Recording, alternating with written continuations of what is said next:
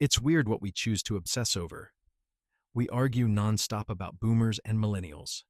We pick apart Gen Z like they're a brand new species, but there's a whole generation sitting right in the middle that barely gets mentioned, almost like they're invisible. Generation X, roughly 1965 to 1980. They're the older coworkers who don't make a production out of stress, the parents who can seem oddly detached sometimes, the people who helped build the modern internet, and still don't feel the need to post their breakfast.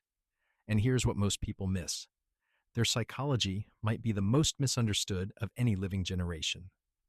They were the first wave of latchkey kids on a massive scale.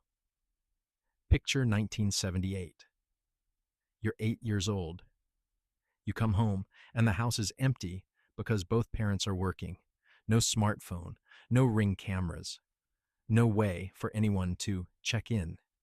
You let yourself in, make a snack, do your homework alone, and wait. By the mid-80s, people were already warning that millions of kids were regularly without adult care before or after school, while parents worked. One widely cited estimate was around 7 million. The exact number depended on definitions, and later reporting suggested lower counts for after-school unsupervised, but the pattern was widespread.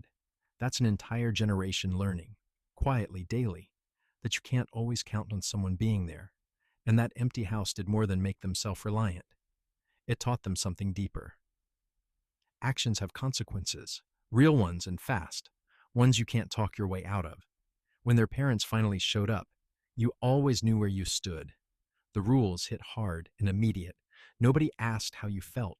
Step out of line, and you paid for it right then and there. Over time, that wires a fast feedback mindset. Cause and effect feel tightly linked, with very little buffer.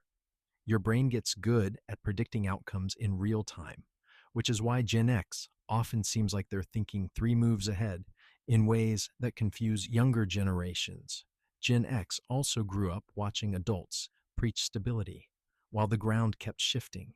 Divorce rates climbed through the 70s and 80s.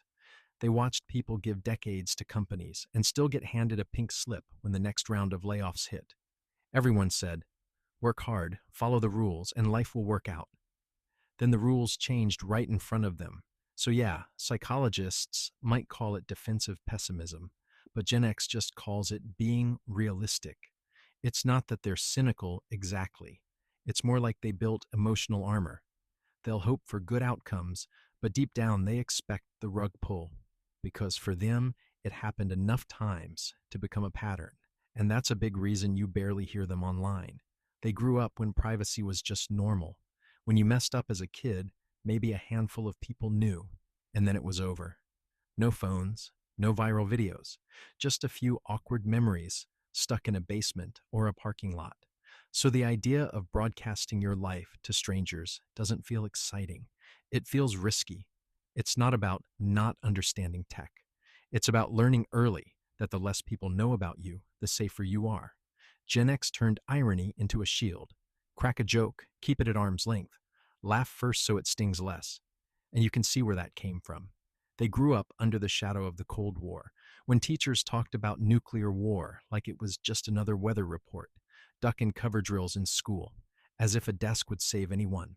When adults act like everything could go up in smoke, but also insist you shouldn't worry, you get used to holding two clashing ideas at once, and you learn to keep a little distance just in case. But here's what's fascinating.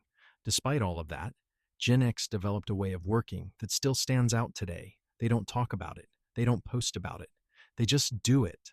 A lot of that work ethic was forged early through jobs that sound almost archaic now. Paper routes before sunrise, bagging groceries, running a fast food register where you had to count change in your head when the machine broke. These weren't resume builders. They were early contact with the adult world, where a 12-year-old could be responsible for delivering news to an entire neighborhood. They watched their parents' generation get chewed up by corporate restructuring, so they never fully believed in company loyalty. But they became fiercely loyal to something else: competence. They can't control whether layoffs happen. They can control whether they're the most valuable person in the room when they do. There's a paradox at the core of Gen X psychology. They're both intensely independent and quietly collaborative. They'll rarely ask for help. They'll figure it out themselves because they've been doing that since they were 8. But if you need help, they'll show up without drama, without a post about it. That comes from forming tight bonds with friends.